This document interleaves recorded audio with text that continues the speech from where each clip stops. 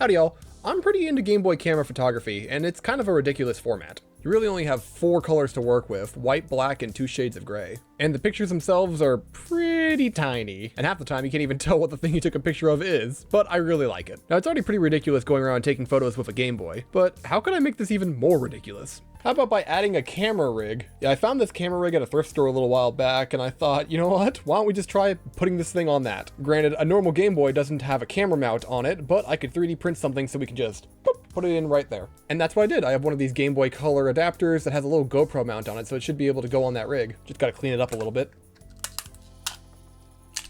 It's a lot of supports. Okay, that's pretty good. Let me just find some sandpaper. The sanding sponge is almost Game Boy shaped. There we go, that should be good enough. Alright, that should now just slide in there like this. Ah, perfect. That's pretty stable. And then we just take this thing and gotta put it on this. Ooh, yes, that's working out how I want to.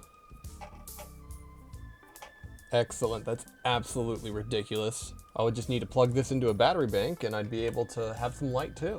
Ooh, yes, there we go. Having the light source on there might actually help out a lot too, because you need a lot of harsh light in order to get some good images out of this. Though in this example, my studio lights are providing enough light to be able to actually get a good distinct shot of this. But it's nice to have the option.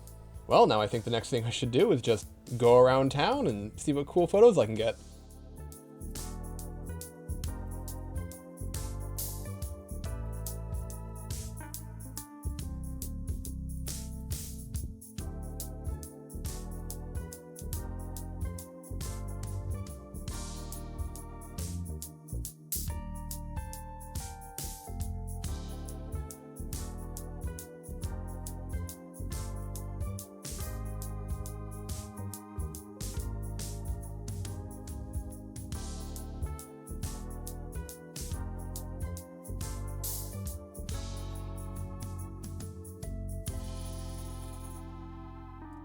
Overall, the rig didn't really add much functionality that the camera itself already can't do. Also, because it was outdoors on a very bright and sunny day, I didn't need to use the ring light at all.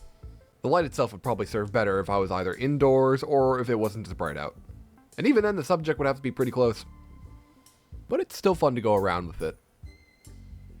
I'd love to hear your thoughts about the camera itself or any other weird things I could do with it. But that'll be it for now. So long, yo.